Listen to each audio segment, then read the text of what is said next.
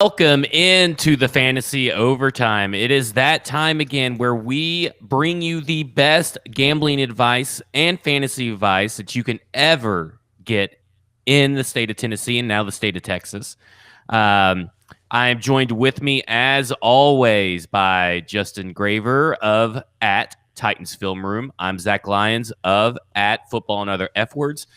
And you can find both of us putting out content like crazy on BroadwaySportsMedia.com.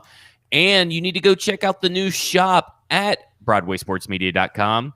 Go to shop.BroadwaySportsMedia.com. We got t-shirts, we got hats, we got everything your heart could desire with all kinds of designs. Before we start, please go into the chat, start loading up some questions. We had a lot of questions and a lot of interaction. We had a lot of questions, a lot of interaction, last week. We want to continue it this week. I feel like we gave out some great fantasy advice last week. So, we're just thinking positive, and we're going to carry it into week 13, Titans versus Browns. We'll get into a little bit about that, a little bit into some Broadway bets that Justin talked about. And while you're down there, put in your questions in the chat. There's 3 little dots or a little circular arrow. Share this to your timelines. Get a lot of people, get some eyeballs on it, because the more fantasy questions we have, the better the content for you guys, the better advice. Someone may ask a question and we may give an answer that you didn't even think about that could help your team. So the more people that we have, the better. So let's get started. Let's talk about some Broadway bets. We were talking before we got on the air. Your lock of the week is Seahawks minus 10.5 versus the New York Giants, which the New York Giants do not have a terribly bad pass defense. Let's talk about this bet and why you feel this is the way to go, and it's your lock of the week. So you may be concerned about this because the Seahawks don't blow out teams. In fact, this season, they've won one game by 10 points. No, one game by 10 points. They lost a game by 10 points. And every other win has been narrower than that. I just feel like it's time for the Seahawks to blow open a game and beat down an opponent that is inferior to them. Colt McCoy starting for the Giants. Here's a fun fact. Colt McCoy has the worst against the spread cover percentage of any quarterback in the Super Bowl era. 7-21 against the spread. It doesn't get worse. No quarterback has ever been worse. So that's kind of where I'm leaning on this, is like the Giants offense. I just don't see how they do anything. Seattle's defense has stepped it up lately. The run defense has always been good, and the pass defense has tightened up. Against Colt McCoy, I just think it's that game where Seattle finally wins one like 38-7. I bet it. You told me to as a lock of the week, so I bet it. I actually parlayed all of your Broadway bets this week, and we're going to see that's a bad sign for you. So that means all your picks are going to bomb this week. So you definitely want to fade every Broadway bet this week just because I parlayed them all. Makes sense. I put it together an interesting parlay, and it revolves around the Washington football team versus the Pittsburgh Steelers. The Washington football team last played on Thanksgiving, so they're coming off a tremendous amount of rest. While on the other end, the Pittsburgh Steelers just played a Wednesday night game, and granted it's 6 days, but it's a little bit of a trap game feel to this, in my opinion. I'm a big into the Washington football team actually winning this game, but the parlay I put together is an Antonio Gibson touchdown, a Washington football team defensive touchdown, and a Pittsburgh Steelers defensive touchdown. Put those 3 together, and you get $5, put $5 on it, you can get $567 back. I mean, that's a pretty good bet for something that, in my opinion, could possibly happen. The Washington football team's defense is I think 5th and 6th in both rush and pass defensive DVOA. And then the Pittsburgh Steelers, we know that they can disrupt and everything. I know that there's no Bud Dupree, but they're giving Stephon Tuitt back. And really, I don't think the Bud Dupree loss. I think he has been okay this year, but he was not the Bud they franchise tagging him was the right way to go, in my opinion, because Bud Dupree only really had one really good year, and that was last year. And he came back down to earth a little bit. So I don't think the Pittsburgh Steelers defense will miss a beat. I like this parlay. Throw $5 on it. What's the worst that could happen? You lose $5. You don't have coffee this morning. Oh no. Oh no. I will say that I was looking at the trends where the money's going. It feels like everyone is on Washington to cover the 7 points. Looking at the amount on the public, 99% of bets are on Washington to cover 7 points. Whenever this happens, I go the other way. I always take the house. It's weird because I agree Pittsburgh coming off 5 days of rest is terrible, but whenever you see that many people going one direction, I like to zag. It worked a couple weeks ago with the Bucks Chiefs under. See if I can pull it off again on Monday. It's not in my best bets column, but I would lean towards Steelers covering this game. All right, let's get into it. Let's start off with some questions. Please, we need some more questions. Where is everybody from last week? We need to get some more questions coming in. But Ryan Watson right here, James White versus the Chargers or Slayton Slew versus Seattle. First off, I am not for that nickname. Let's cancel that nickname. Never use it again. Darius Slayton versus Seattle, PPR flex position. Well, you know me, I like the Chargers. I just talked about how I think the Seahawks are going to blow out the Giants, so I'm probably out on a Colt McCoy-led offense throwing to Slayton. I think James White's regained a passing role. I mean, I don't know what happened to him in the middle of the season, but Rex Burkhead took a lot of carries, and Rex Burkhead is now out for the year, which is sad, but James White had 2 touchdowns last week. Chargers defense is not good. I roll James White again for sure. Yeah, I think I would go James White as well. I think he's going to be heavily involved in this offense today. But it's also there's always a risk, right? Because it is a Bill Belichick backfield, and you never know what's going to happen with a Bill Belichick backfield. But I don't trust Colt McCoy, and it's not that I don't trust Darius Slayton, and I know we always say you got to start everybody against Seattle. Well, we also said that about the Las Vegas Raiders versus Atlanta Falcons, and we saw how that worked out. I think that James White is the safer play, but if you want the big explosion, you play Darius Slayton. But I'm still going to stick with. I would personally probably put in James White. I just don't know that the Seahawks defense is the same defense we saw in Week 5, where it was like historically bad through the air. Like they've really shored things up. They got Griffin back at cornerback. Jamal Adams is playing well. He has 8 sacks this year. Like I don't see the Seahawks defense being that big liability it was. We got one Krypton Quaker. I don't know if there's a statement or a bet, but he says Humphreys over 23.5 receiving yards. So I'm assuming a bet. What do you think about that? That's a pretty nice bet. I like it with Jonnu Smith out. I think Humphreys is underrated. He's only going to catch maybe 3 to 5 passes, but they could all be this kind of underneath thing. Depends on what the Titans. I mean, it depends on how this game flow goes. If the defense can stop the Browns running backs or not. But I actually like this prop a lot. It seems pretty low to me. That is pretty low because when you look at all the games that Adam Humphries has been in, 47 yards, 48 yards, 41 yards, 64 yards, and then he got 19 yards, but that was on the one catch where he got knocked out. Right. So I like it too. I think it's a smart move. And seems like a lock. Hammer that.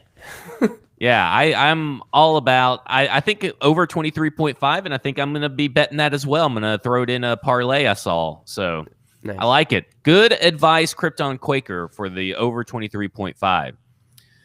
All right, Ryan Watson, best replacement for Jonnu Smith at tight end. The best replacement for a tight end is always telling your league to get rid of the tight end position because it's done with. Like this tight end position is just, we were talking about Zach Ertz and he was consensus top 3 off air, and look at him this year. It's a wasteland of a position.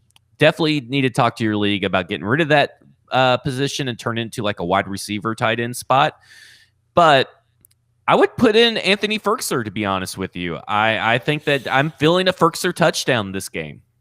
I like the call. My worry is that Adam Humphries takes on the role.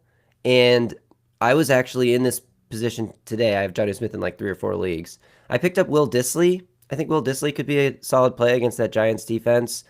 The that's where I saw Zach Ertz. I was looking in, he was on waivers, and I was like, Zach Ertz is on waivers in week 13. What a fall, man. It's crazy. And I didn't pick him up. That's how much he's fallen. I didn't pick him up. So I like Will Dissly. I don't know. Do you like anyone that's not on the Titans? I mean, Will Dissly's probably fine. I mean, that would be okay. To be honest, I really don't know what tight ends would be out there. Maybe Dalton Schultz would be a good one. We know that Andy Dalton has been targeting him like crazy, even though he's getting only like 24 yards and here and there, but he's probably going to get a touchdown and see a lot of action. And you could pick up the backup tight end because Mark Andrews is out, right? I believe. I'll have to check that. Oh, yeah, he's still on the reserve COVID list and is not expected to play Tuesday. So you could pick up the Baltimore Ravens backup tight end, and I believe his name is Nick Boyle. So you could definitely probably pick him up. Dropped a touchdown against the Steelers. Right. So, and then, I mean, it's an RG3 thrown ball, so he'll get a little bit better of a thrown ball by Lamar Jackson, who will be back. So I like the maybe picking up Nick Boyle. I mean, it's a crapshoot. Yeah, it's a crapshoot at this point in the year. It's definitely a crapshoot. From Jonathan Bourne out on YouTube, Chubb, Henry, Gibson, pick two. No way I could play Gibson, right? Gibson's on a bit of a hot streak, right? Yeah. I mean, Gibson is a touchdown machine lately. I mean, he's been scoring a lot of touchdowns. Maybe that stops, but I think they're finally realizing that they can give Antonio Gibson the carries and he'll be fine. I mean, he got 20 carries. It was tied for the most carries. But look at this. Both times they played the Cowboys, he got 20 carries and got over 100 yards and got a touchdown. And since that Cowboys game on October 25th, he's gone 1 touchdown, 1 touchdown, 2 touchdown, 1 touchdown, 3 touchdown. And that's just the rushing touchdowns. I know he has a couple of receiving touchdowns sprinkled in there as well. He's on a streak that I find it really hard to bench him because he's also got, since that game, 6.4 yards per carry, 3.3, 3.5, but then 5.9 and 5.8. The more you give him carries, the better he is. Sounds a lot like Derrick Henry. Now, I'm not saying he's Derrick Henry. I think you still roll Henry and Chubb. I find it very hard to bench Chubb, but what worries me about Nick Chubb, and I know I've gone on really long about this, and I'll let you talk here just 1 second. This is my last thing.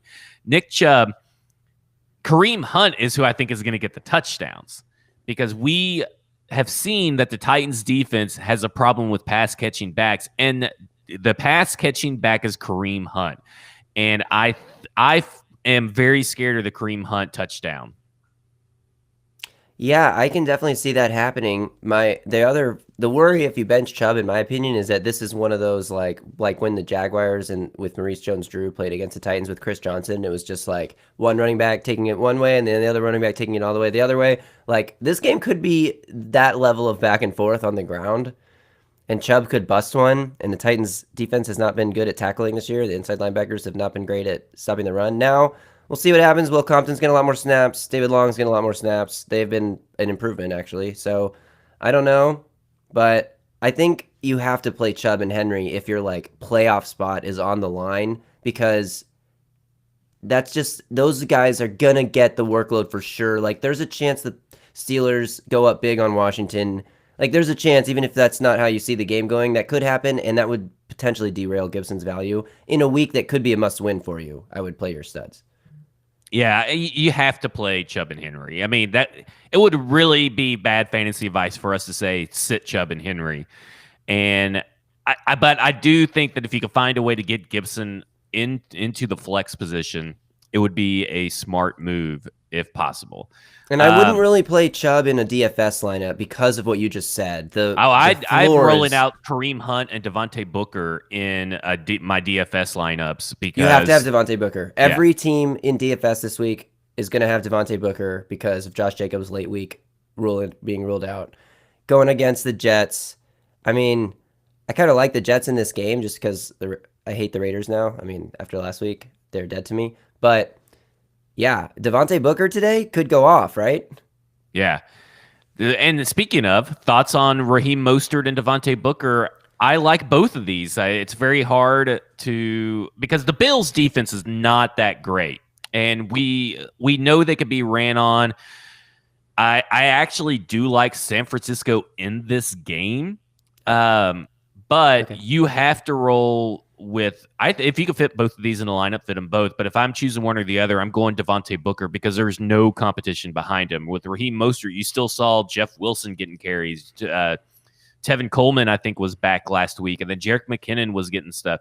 I mean, Raheem Mostert's still viable start because he can break off those long runs, and I think that they were just trying to ease him in last week. But you know that Devontae Booker is getting all the running back snaps pretty much. Yeah, I agree. And on this Niners game, don't forget the Niners are playing at home, but this week for them at home is in a stadium in Arizona. So the Bills are 1-point dogs on the road here. And the Niners are also on the road. I mean, it's not like, and there's no home field advantage this year anyway in the NFL, but like the Niners had to travel for a home game today. So I kind of like the Bills. I think that they're a little underrated. And after last week, the public's going to be on the Niners, going to inflate them a little bit. So I kind of like the Bills here, but I also do think Mostert's a solid play. But like you said, Booker, it's Booker chalk day. If you don't have Booker and he doesn't go off, you're going to be really good. But if you don't have Booker and he does go off, then you're not going to win any money in daily fantasy today. And we got one from Shazam, 2 wide receivers and a flex, 4 options. A.J. Brown, Justin Jefferson, Keenan Allen, and Raheem Mostert. I'm going Brown, Jefferson, Mostert. Yeah, I can see that working out well. It's tough to go against Bill Belichick. Keenan Allen has been Justin Herbert's go-to guy, so you'd think that that's the thing that Belichick will take away, right? Yeah, the Jags defense is horrible. Justin Jefferson, Adam Thielen comes back, but that shouldn't affect Jefferson. He's been good with or without Thielen this year. AJ Brown, of course, could score anytime he touches the ball. We just talked about Mostert. So, I mean, I would probably bench Mostert in favor of Allen, but I can see why you would bench Allen too. Yeah, I'm benching. You guys start Brown and Jefferson. I mean, to No me, question. that's a no-brainer. Thielen's back, so that actually helps Jefferson even more. But we even saw last week when Thielen was gone, Jefferson still stepped up and got some touchdowns. I think it's going to be a really high-scoring game. I have the over in my best bets, and it opened at 52. It dropped to 51. It's back up to 51.5 now. So I would say grab that before it gets back to 52 if you can. Yeah, and I will also say this: AJ Brown going up against I think this is going to be a very high-scoring game. I see the Titans scoring at least 5 touchdowns on highest offense. total on the board, 53.5. Yeah, highest total on the board. The Browns have nobody in their secondary that the Titans should be scared of, and I think that AJ Brown and Corey Davis and Ferkser and Humphreys are all viable starts depending on what you need them for. Like, you could throw probably Humphreys in a flex and be all right this week. I mean, it's a risk, but that's just how I feel about this offense. I think anybody in that receiving core can go off, and so you guys start AJ Brown. I like Mostert against the Bills. I agree with Bill Belichick taking away Keenan Allen, and here's the thing: Bill Belichick's really good against rookie quarterbacks, right? So historically, he's going to be able to probably confuse Justin Herbert with things that he hasn't seen yet. So I think it's going to be a down day for the Los Angeles Chargers offense as a whole. Shazam follows that up with, should I start Myles Gaskin over CEH? Now, CEH still has not been cleared to play tonight. And that is a problem because Myles Gaskin is a noon game. And luckily, because I have this problem, I have CEH, and right now he's in my flex position because I don't know what he's going to do, right? So if he's out, I have him, unfortunately, or fortunately, I have Amari Cooper playing on a Tuesday night game, so I can put in Amari Cooper over CEH. I think it's very risky to put CEH in your running back position slot. So that is... it's going to be tough, right? So it's going to be a very tough situation if you don't start Myles Gaskin versus the Cincinnati Bengals, which I think Myles Gaskin is the only running back starting for this team too. So he's going to get all the carries, and they could get ahead. I have a potential solution for anyone going through this because I'm in a league where I had Will Fuller and Jonnu Smith in my starting lineup, and I am now obviously not able to start either of those guys. And my flex is Clyde Edwards-Helaire, who my lineup was good enough when DJ Moore was not on a bye and when Joe Mixon was healthy that I could get away with not playing Clyde Edwards-Helaire, and that sucked because he was a first-round pick. But hey, he's kind of a bust, right?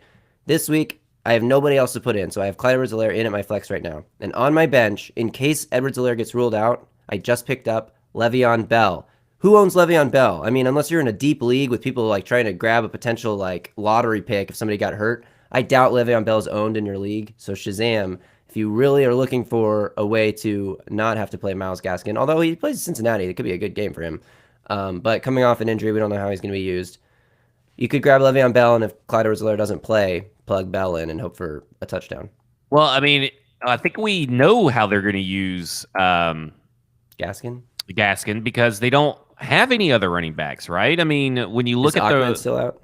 Yeah, he's out, and Matt Breida is out, and I mean DeAndre Washington, I mean, could get some stuff, but right now, I mean, it's Myles Gaskin and DeAndre Washington, so it is what it is. Darrell Williams, if Le'Veon Bell's not out there, may be a good pickup because we've seen that he's been a receiving red zone threat for the Chiefs last year, not so much this year, but that's someone else. It's really.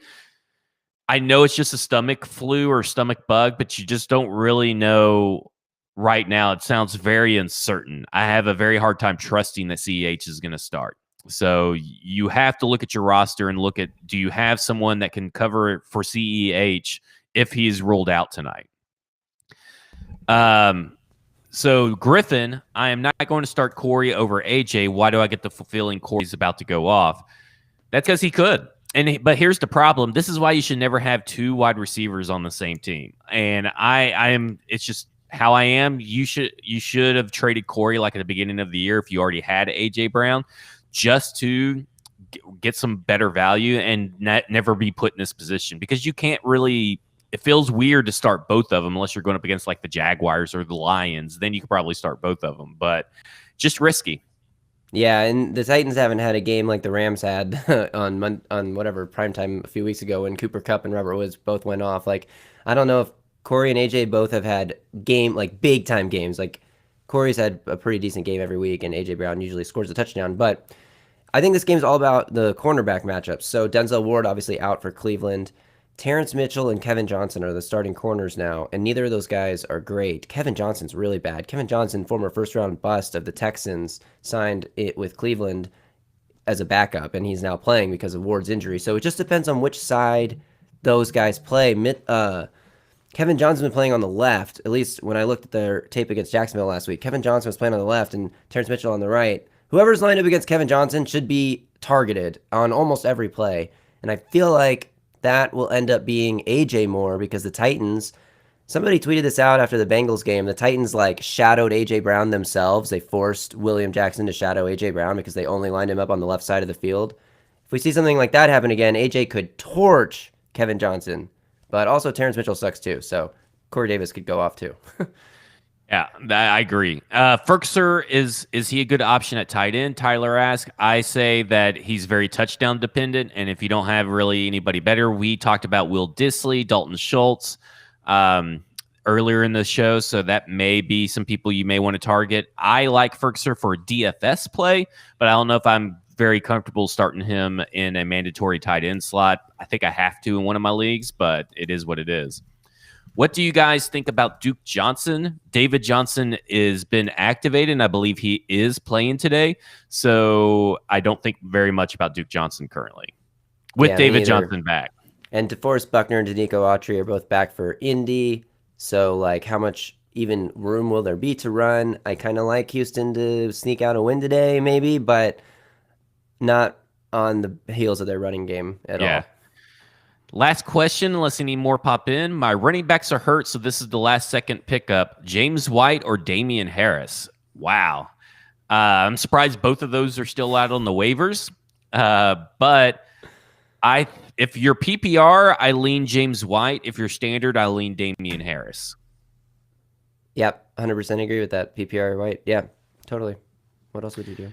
Yeah, no other questions are in, so we are out of time. As always, we're brought to you by BroadwaySportsMedia.com. We cover all the Nashville sports, fantasy, gambling, NFL, Tennessee with the Tennessee Titans spin, NHL with a Nashville Predator spin, Nashville Soccer Club. We cover it all. We have some great stories. There's a great human interest piece done by the guys over at Nashville.